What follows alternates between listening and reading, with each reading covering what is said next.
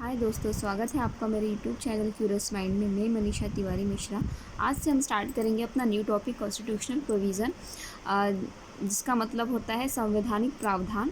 तो inclusive education या education system में जो भी प्रावधान या जो भी नीतियाँ कानून बने थे उसके बारे में हम पढ़ेंगे इस टॉपिक में। और ये हमारा केवीएस का टॉपिक है। केवीएस, एनवीएस, ईएमआरएस और गवर्नमेंट की हर एक एग्ज़ाम में कॉन्स्टिट्यूशनल प्रोविज़न इंक्लूसिव एजुकेशन के बारे में पूछा ही जाता है। तो चलिए जानते हैं इसके बारे में डिटेल में। तो इंट्रोडक्शन, इसके बारे में प्रस्तावना देख लेते हैं। तो इसमें यह दिया गया है कि जो सर्वसमावेशी शिक्षा है वो एक नया है हमारी शिक्षा नीति में, जो कि सारे बच्चों को एक साथ एक ही छत के नीचे हम लाकर उन्हें पढ़ाते हैं। चाहे बच्चा असक्षम हो या बच्चे में कोई परेशानी हो, हम उसे दूर करके बच्चे की ज़रूरतों के हिसाब से उसे हम पढ़ाते हैं। और ये चीज़ मतलब जो समावेशी शिक्षा है, ये सबसे ज़्यादा हमारे बच्चों के मतलब उन बच्चों पे सबसे ज़्यादा फोकस है जो बच्चे असक्षम हैं पढ़ने में। उन्हें सहायता दी जानी चाहिए, उपकरण दिए जाने चाहिए, दिए जाते हैं। इस प्रावधान के बाद इस चीज़ मतलब पॉलिसीज़ या नियमों के बाद, कानूनी जो नियम बने उसके बाद। और इसमें ये देखा गया है कि जो बच्चे बहुत ही पिछड़े समाज से बहिष्कृत कर दिए गए थे, उन बच्चों को भी एक ही क्लास में बैठा के पढ़ाना है। और यहाँ पे सारे बच्चों का समावेश होना चाहिए, कोई भी बच्चा बिना पढ़े ना रहे। यही हमारे देश में मतलब हमारे भारत सरकार की यही एक योजना थी जो कि समावेशी शिक्षा से पूरी करने की कोशिश की गई। और इसमें कई सारे प्रावधान लिए गए हैं, कई सारे नियम बनाए गए, पॉलिसीज़ बनाई गई हैं जिनके बारे में हम यहाँ देखेंगे। और यहाँ पे एक चीज़ ये दी गई है कि जैसे कि सारे बच्चे एक साथ आके पढ़ें, चाहे वे बच्चे असक्षम हो या सामान्य हो या फिर पिछड़ी जाति से हो या फिर समाज के बहिष्कृत बच्चे हों, सबको एक ही छत के नीचे पढ़ाना है और अपने स्कूल पूरी करनी है। और इस काम के लिए हमारे जो शिक्षा संगठन हैं वो बहुत अच्छे से काम कर रहे हैं। और ये एक नेटवर्क की तरह बच्चों को एक सहारा दे रहे हैं ताकि सारे बच्चे आएँ। और इसमें बदलाव भी बहुत किए गए हैं, लोगों की सोच में बदलाव हो। और सरकार ने क्या किया है कि सारे बच्चों का समावेशन हो स्कूल में, सब एक दूसरे के बारे में अच्छा सोचे, कोई भी किसी के साथ दुर्व्यवहार ना करे। यही इसका मेन उद्देश्य था और उद्देश्य है। और ये चीज़ तभी संभव हो पाई है जब हमारी जो शिक्षा है वो फ्लेक्सिबल है। फ्लेक्सिबल का मतलब आप भी जानते हैं, लचीला है, जिसमें हम परिवर्तन कर सकते हैं आगे मतलब समाज में जो परिस्थिति है उसके अनुसार। तो ये हमारी शिक्षा के लवचिक नीतियों के वजह से या उसके सिस्टम की वजह से ये संभव हो पाया है कि हम लोग नई नई चीज़ों को समाज की अवधारणा के हिसाब से या उस परिसर के हिसाब से हम अपनी शिक्षा नीति बना सकें। और सारे बच्चों की ज़रूरत के हिसाब से उन्हें हम वो सुविधाएं मुहैया करा पाएँ जो कि उनके लिए ज़रूरी है। तो चलिए और डिटेल में जानते हैं इसके बारे में। Legislation and policies in India, Bharat में कानून और नीतियाँ, इसके बारे में जानते हैं। तो एक ही पॉलिसी के बारे में हम अभी यहाँ इस पर डिस्कस करेंगे, बाकी की पॉलिसीज़ में हम आगे वीडियोस बनाएंगे। तो आगे के वीडियो पाने के लिए आपको चैनल सब्सक्राइब करना पड़ेगा और अगर ये वीडियो भी अच्छा लगा तो उसे लाइक करिएगा। तो चलिए स्टार्ट करते हैं। The integrated education of disabled children, IEDC 1974, 1974। तो शिक्षा में जो असक्षम बच्चे हैं उनके लिए एकीकृत किया गया है शिक्षा। तो ये है उसी का मतलब IEDC, ये उसका शॉर्ट फॉर्म है। आई का मतलब होता है integrated education of disabled children, ठीक है। तो ये इसे आप ध्यान रखिएगा, कभी कभी क्वेश्चन में IEDC के बारे में भी शॉर्ट में पूछा जाता है।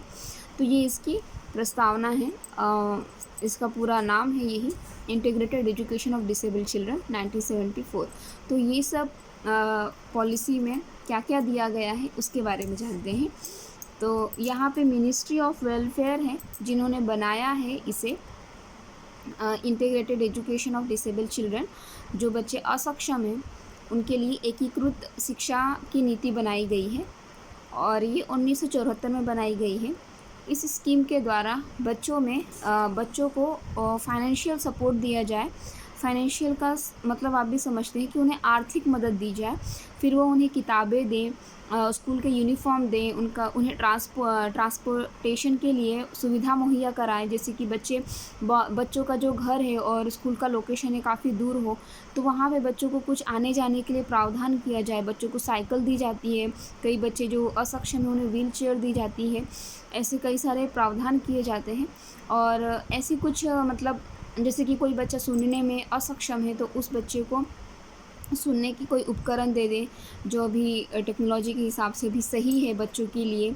और जो बच्चे देख नहीं सकते हैं तो उन्हें चश्मे का भी प्रावधान किया जाता है स्कूल से ही।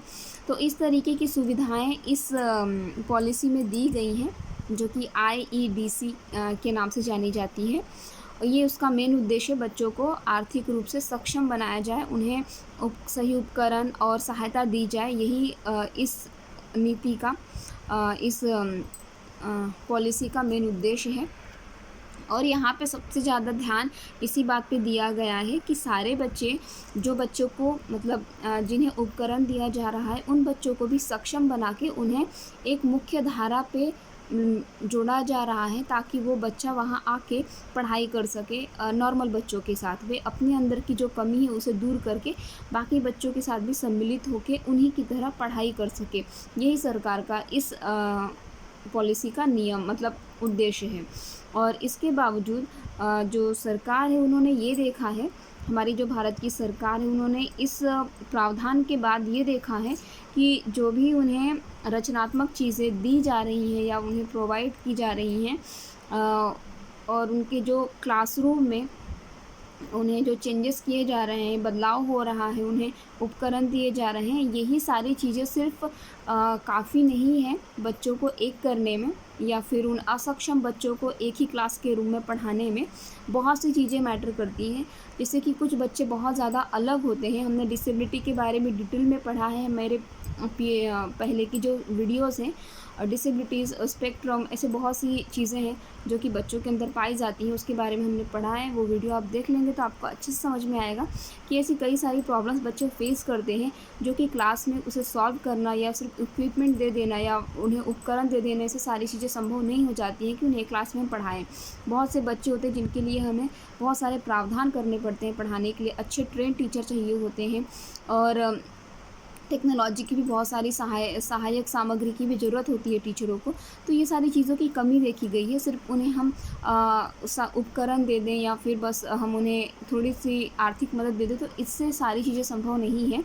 ये होने के बाद भी यहाँ पे प्रोत्साहन के तौर पे यूनिसेफ ने भी फ़ंड दिया है इस स्कीम में, ताकि इसे प्रोत्साहित किया जाए और पढ़ाई, शिक्षा जैसी चीज़ें के लिए कोई भी बच्चा वंचित ना रहे। इसलिए यूनिसेफ इन्होंने भी अपना सहयोग दिया है इस नीति में। उसके बाद इन्होंने कहा है कि जो 50% जो फ़ंड रहेगा इसमें आर्थिक मदद देने के लिए बच्चों के लिए, तो 50% फ़ंड जो है वो स्टेट गवर्नमेंट पे करे, ऐसा सेंट्रल गवर्नमेंट का कहना है। और इसकी जो रिस्पॉन्सिबिलिटी है वो बाद में डिपार्टमेंट ऑफ एजुकेशन के पास चली गई। वो गई है 1992 में, ठीक है। 1992 में एजुकेशन डिपार्टमेंट्स के पास इसकी सारी रिस्पॉन्सिबिलिटी, सारी जिम्मेदारी चली गई। और ये होने के बावजूद भी इसमें ये देखा गया है कि ये जो पॉलिसी थी ये पूरे देश में फैली और इसे इम्प्लीमेंट करने के लिए मतलब 29 स्टेट में से सिर्फ 10 ही स्टेट हैं भारत में जो कि इसे अपने शिक्षा में अप्लाई कर रहे थे। मतलब बहुत से ऐसे स्टेट हैं जो इसके बारे में जानना भी नहीं चाहते थे, ना ही इसे अप्लाई करना चाहते थे। हो सकता हो 50% का जो फ़ंड है उसकी वजह से हो या फिर उपकरण की कमी की वजह से हो, ऐसे कई सारे प्रॉब्लम्स हो सकती हैं। उसके बाद देखिए 2001 में देखा गया 3 बहुत बड़ी प्रॉब्लम देखी गई थी इस प्रावधान IEDC के अंतर्गत integrated education of disable children, इस नीति के अंतर्गत यहाँ पे ये देखा गया कि जो टीचर हैं वो काफ़ी प्रशिक्षित नहीं हैं, वे डिसेबल बच्चों से मतलब जानकारी से मतलब असक्षम बच्चों के बारे में उतना वो नहीं जानती हैं, उन्हें कैसे ट्रीट करना है, क्या देना है, सही समय पे उन्हें कैसे पढ़ाना है, ये सब वह नहीं जानती थी। उसके बाद ये देखा गया कि जो टीचर और जो टीचरों का एक दूसरे से कम्युनिकेशन काफ़ी कम था ये जानने में कि जो बच्चे असक्षम हैं उन्हें कैसे पढ़ाएं और उन्हें कौन सा उपकरण इस टाइम पे दिया जाए या उस बच्चे को कैसे संभाला जाए, ये बहुत कम टीचर्स एक दूसरे से डिस्कस करते थे। उसके बाद और एक चीज़ देखी गई कि जो इक्विपमेंट है, जो उपकरण है और जो टीचिंग एजुकेशन के लिए जो भी मटेरियल होने चाहिए इन बच्चों को प्रभावित करने के लिए, अच्छी तरीके से पढ़ाने के लिए, उसकी भी कमी बहुत देखी गई, जिस वजह से इस प्रावधान में या इस पॉलिसी में कमी देखी गई कि ये उतना अच्छी तरीके से आगे नहीं बढ़ पाया। बट हाँ, शुरुआत हो गई 1974 से ही इंक्लूसिव एजुकेशन की, जो कि बहुत ही अच्छी बात है। और आप इसका फुल फॉर्म याद रखिएगा, IEDC integrated education of disable children. So I hope आपको ये वीडियो अच्छा लगा होगा। अच्छा लगा हो तो लाइक करें, शेयर करें, सब्सक्राइब करें, और ना भी अच्छा लगा हो तो जो आपके सुझाव है वो कमेंट बॉक्स में ज़रूर लिखें, उसके ऊपर काम ज़रूर किया जाएगा। आने वाली वीडियोस में सारी पॉलिसीज़ और जो भी नीतियाँ हैं वो देखने के लिए मिलेंगी आपको। Thank you for watching this video.